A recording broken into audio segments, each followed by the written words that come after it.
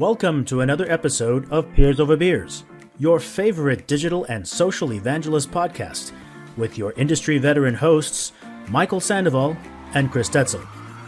This podcast starts now. Welcome to another episode of Peers Over Beers. I'm one of your hosts, Michael Sandoval. And I am the other host, Chris Detzel. Hello, other host. Nice to meet you. Nice to see you. You didn't laugh that time, so I was No, I know. I'm waiting for trying that. very hard not to do the funny giggles. I think when I go back to every episode, all I hear is, But I think that's, it's funny. I could just make a little clip of this, Michael's Exactly. laugh. Maybe I should just do that, and you can have it as one of your, in the podcast has like a jingle or something like that. You can put in a drum or something Yeah. like that. Well, I remember one time we were talking about bats, and then and I don't think you ever went back to listen to it, but I put little bat sounds in it. That's the only one I ever kind of messed with because I thought it was funny, but nobody noticed or said I think anything. we were experimenting with time. I could have sworn there was like the katam, the symbols or something. I don't know. I think you were. Well, Yeah, there is. I clicked it just now, didn't do anything, so I guess it's not working. I don't know. That's a shame. That's weird. I just clicked it. But, Well, how are you doing, sir? Hope you're doing well. Did you have a good 4th of July? yeah.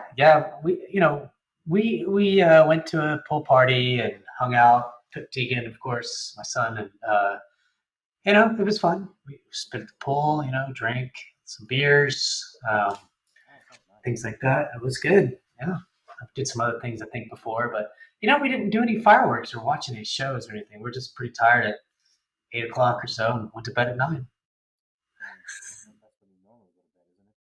Yeah, that's when I normally go to bed. Well, I remember you guys are night owls. I remember at Rexel and even past Rexel, we'd get together and you guys want to stay out till like 2 in the morning. I'm like, oh my God, 1 is way late to me. And, I would try it, but It would definitely, it's road trips were such a, that's a toughie. yeah. Well, actually, that wasn't a road trip. That's just called just hanging out. Well, last time you guys came out, it was you, Devashish, a bunch of other people, and we stayed out till like 2 or something. And I was like, "Oh my God, how do they do this?" No, even I'm like, I got to pull a shoot. This is, I'm just tired. It's getting too old. Famous Lethal Weapons phrase, right? Getting too It's old for fun. this shit.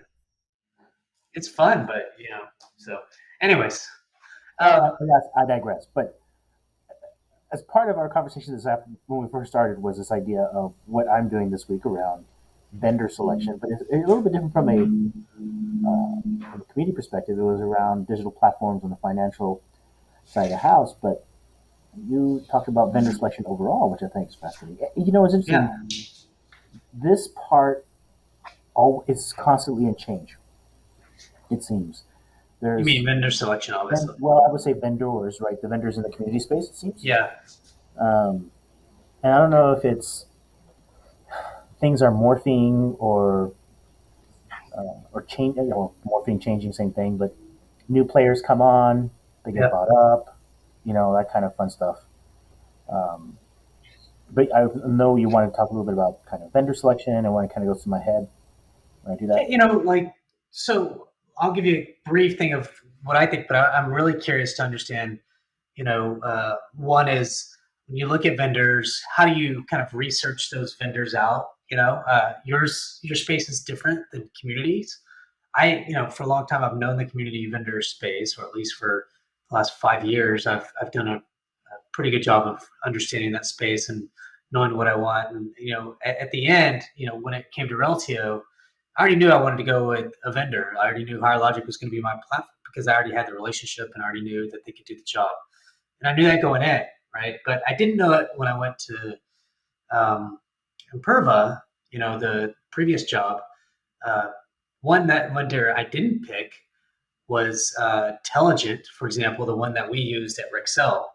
Because I was like, I didn't like them enough because I thought, I need a developer and I didn't have that resource. And so I knew I wasn't going to pick Telligent. Plus, I didn't really like it that much. So I went through the whole vendor selection process, all the ones that I knew. Um, and then the second time around, I already knew the vendor and I didn't even go through the process. I just picked them and said, let's go. And maybe that potentially ruined my negotiation stuff. But, um, but I mean, I'm the one having to do all the negotiations and everything else. Nobody else, we don't have a vendor. Yeah, well, I'd push to try to get it cheaper or get things thrown in and stuff like that, but I had that relationship with them already, and they gave me a lot of things that wasn't in my last one, and so I got additional things that at the moment I don't use, um, but anyways, my thought is that with vendor selection, you really, if you don't know the space, and you really have to go do a vendor selection and evaluation and try to understand what they have and what you need and what you want, and sometimes even what you think you need, and you start using it over time, you're like, oh, I don't really need that, that kind of stuff. But I just want to get your thoughts on one, how do you kind of go in and research vendors? What do you do, especially because you're new to the space, right? And so I'm sure you had to go do a lot of research, and then what do you look for in a vendor besides the features and functions, which are important?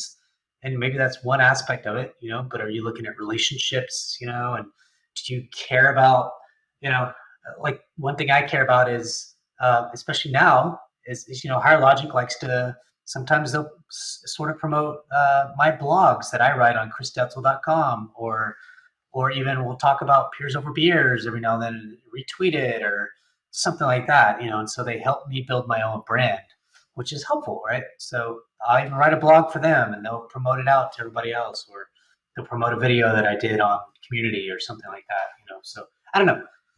So I'm going to give it to you, but those are kind of the things I'm thinking about. No, I think it's very fair. I think all those comments are very fair.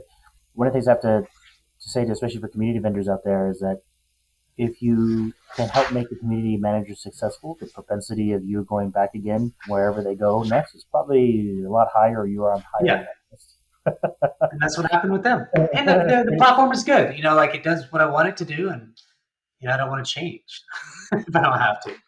And I think in kind of the way you were kind of walking through that, were kind of the steps around my head, right? So you asked what are the first things I kind of walked through is, it sounds boring, but it's the strategy piece, right? Which is, what is it that you want to achieve?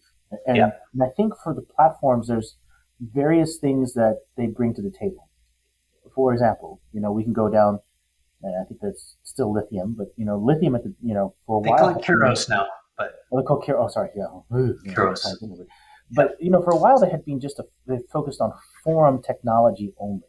Right? Yeah, maybe some blogs and some else, but they didn't have a lot of other stuff going on. But for some companies, that's all they really need. That's all they want. They just need a self-help type of thing. Telligent is one of these kind of everything in the kitchen sink type of thing. Yeah. It is probably on the more cost-effective side, but as a result, if you really want to tune it to look what you really want it to do, you have to kind of put in some muscle into it. I know Jive is gone, but think about Jive was. People love Jive. Everything for you. Yeah. And you paid for that. Of course. And then you have a lot of these other vendors, which I think are in this niche where, you get up going quick, easy. I think this is where, what's the company you're using right now? Higher Logic. Thank you. Higher Logic fit in, right? They don't have a lot of bells and whistles, but they have just the right. Actually, they do. And they do? The bells and whistles? In comparison to Telligent, right? So yeah, I guess it depends on. So this is what's very interesting. It comes down to this is where the strategy comes in, the feature stuff, right? So, like for example, I think one of the things you call out for them is their onboarding capability. Automation rules, yeah. Automation rules, right? And mind you, it's been a while since I've looked at some of these guys, yeah. So I don't know if they've gotten improved. But for example, I know Telligent just recently updated their metrics capability, which is now more like they did. Okay, so that's when we had them, their metrics were terrible, and I was like, they didn't have any. We had to build our own. It was so weird. And then one thing I didn't like about Telligent was the onboarding capabilities. For example, just the basics of, hey, when a customer logs in, you get an email to say, hey, subscribe to this content. Hey, do this. Put your profile out there. You had to actually build it yourself. And I'm like, I started thinking, shouldn't every platform do this? Like this is just basic. And so, but the one thing that Intelligent is good at is that if you have a really good developer, you can just, put that, Yeah, you go down. Yeah. you can do a lot of really crazy stuff, with it. So, But I say this because one of the things I think is interesting is that so there are a few things in my head when you're selecting. One is your ambition. Where do you want to go? hmm, If you're an international company, you're trying to go across several languages. That's an issue you're going to think about is language. If you're looking to, grow your community to have like wikis and blogs, and you're kind of a full integrated strategy across both social and discussions. I mean, that's a different type of community that's there. And also,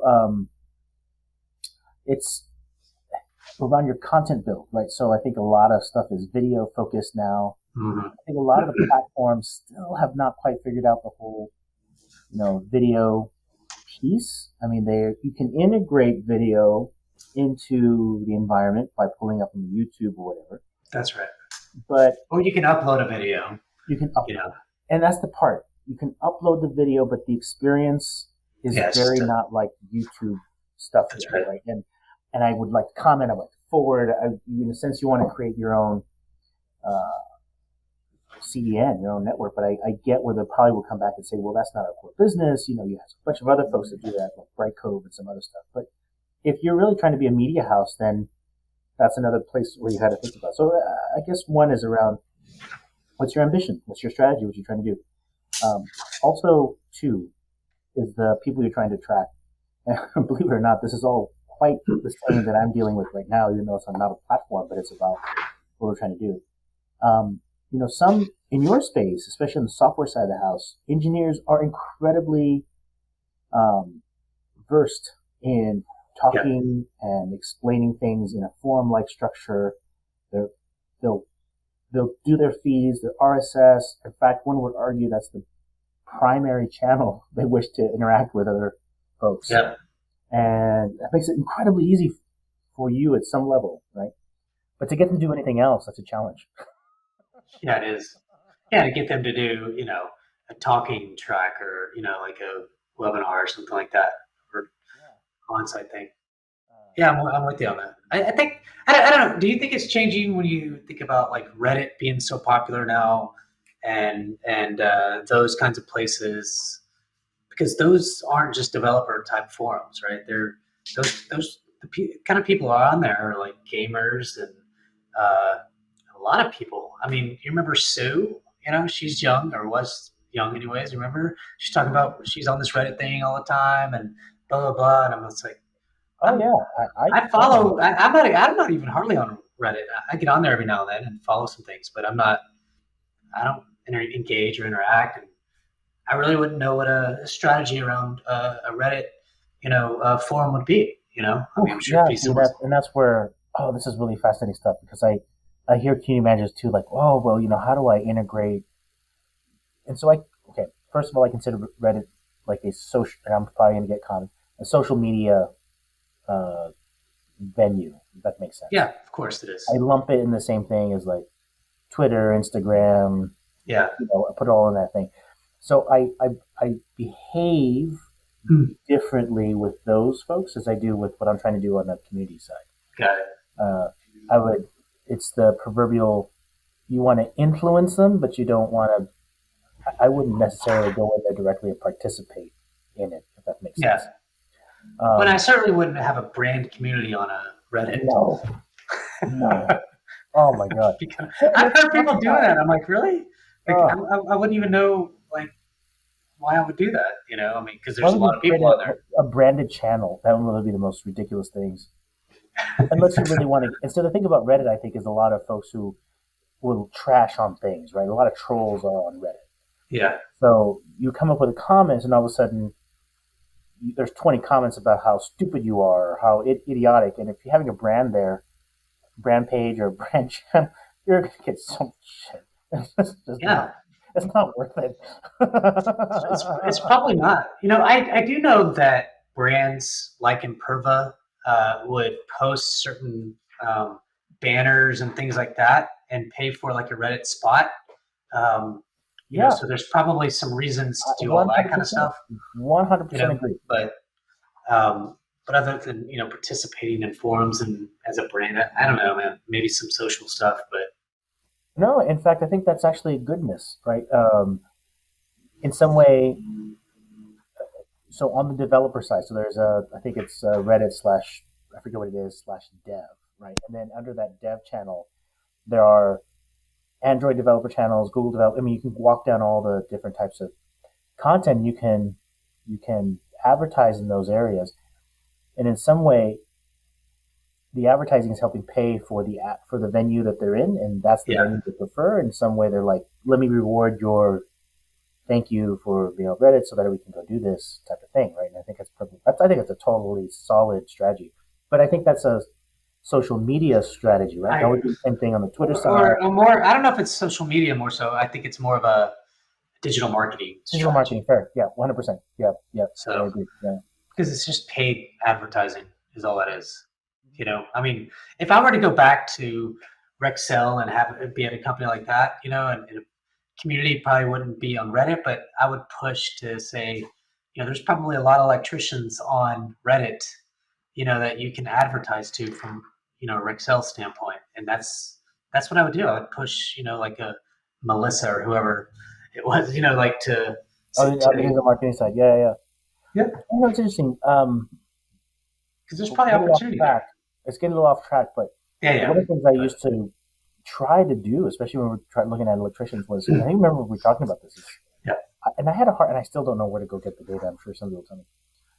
Like you take certain market segments or certain types of people and see what type of websites they go to, what social media channels they subscribe to, uh, and it keeps changing. Where people go, and Because there's always every year or two, there's a new social thing. there's always a So, zeitgeist. The best way we could do the zeitgeist was on Google to see what the words were trending on certain things, but that only gets you so far.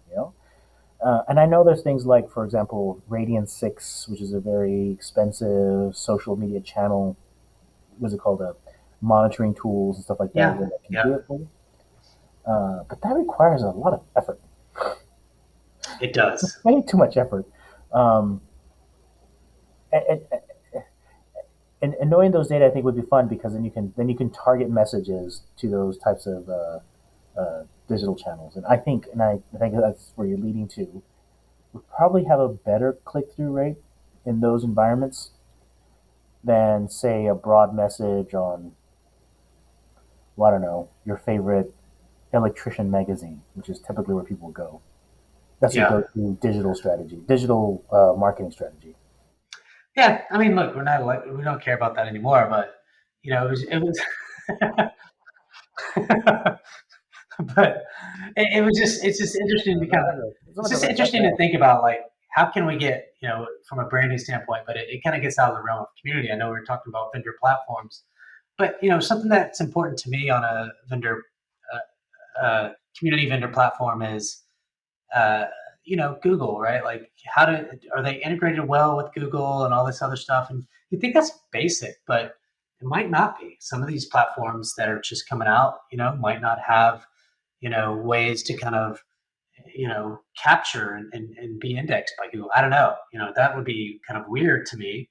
But, another thing that's kind of weird to me is why brands have closed communities and not allow, I don't completely get. I would have a hard time trying to push the value of that.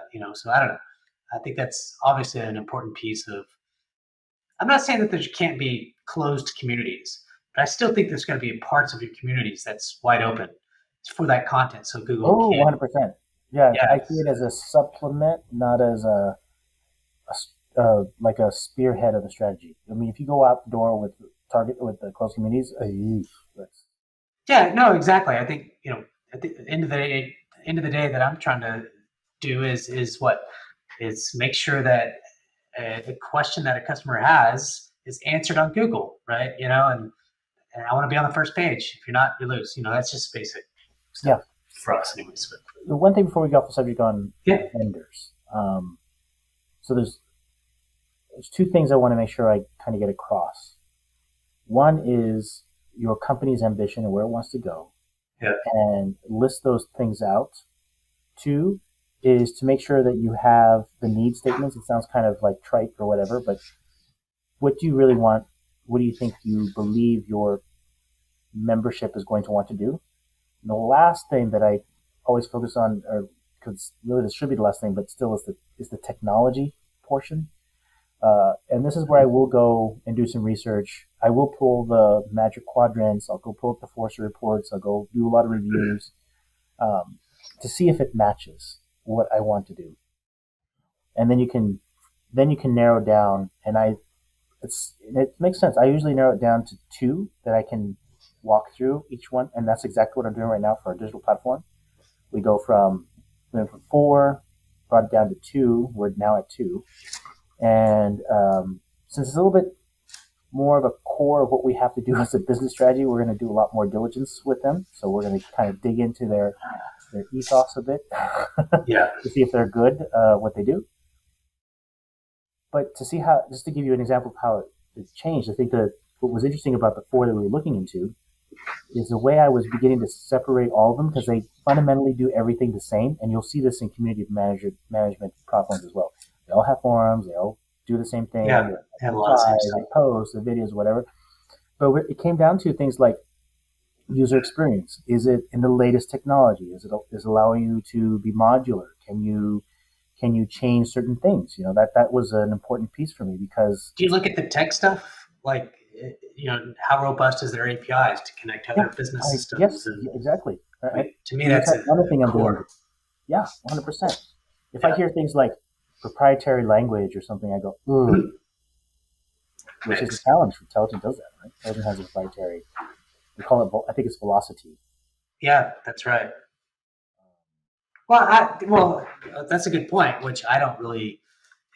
I remember Jeff, the guy that used to be our developer at Rexel for the community platform, was frustrated all the time because he had to learn a completely new language.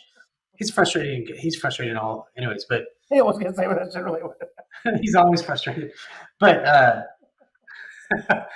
but yeah, no, I just meant that's an interesting point. But I just mentioned or mention that because if you don't have robust APIs to be able to connect to, like, if you're connecting community to, you mentioned something earlier, that communities probably, depending on your strategy, should have knowledge base placed. Put your knowledge base articles like wikis and things like that. Well, maybe not. If your community has robust APIs, you can connect it to a documentation portal, right? And then you could just create a enterprise search, and if you need SSO and all that stuff, you can just connect it. So who needs it if you already have it? Like we do, right? And other tech company. But you're right. I mean, to me, that some of that is core. Yep, it is core. And even the comment that you made that some of them are not as easy to be viewed by Google than others is just crazy. And one last thing, I think it's similar to technology. It could almost be spiked out as its own thing. Is mobile, and depending upon your audience, that is critical. One of the things that I sorted in my current vendor is, and this made a difference for me. When they were doing the demos, how did they do the demo? Was the demo done on a desktop, or was the demo done in a mobile environment? And the two that we've selected did the demos in both at the same time. So they had a demo on mobile, and they had a demo being desktop. And as one would do something, they would go immediately and show it how it was done on mobile. And I thought, okay, these guys understand the market, right? And banking is, it's all, really apt. You need an app. You need more than just. That's exactly you need more than just mobile. You need a mobile app, for banking. I agree. And I get a chance to talk. I would build my whole strategy around that. The mobile app.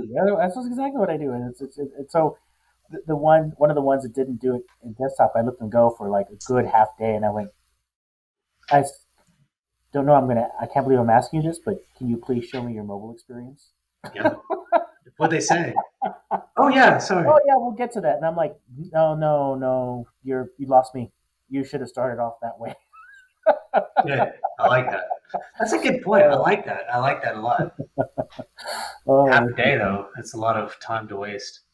Maybe an hour. I'd be like, and I even hey, think even when I do demos internally, I use AirPlay to show how it looks like an iPhone because it's that's pretty cool. Yeah, it's crazy. Yeah, you have to start doing that. Anyway, but I can rattle on and on about vendors, but I'm glad we got a chance to talk about it. But once again, we've come to another end of our little adventure, sir. And with that, I say thank you very much for another fine episode of Peers Over Beers. I'm one of your hosts. And we have our other host. I'm Chris Detzel, but Michael didn't say his name, but that's fine. Oh, did I say my name? I'm sorry. You said, I'm one of the hosts, and then you stopped there. You're like, pause? Okay, we'll go here. I'm your host, Michael Sandoval. And I'm Chris Detzel. All right, thank you very much. Later. Bye.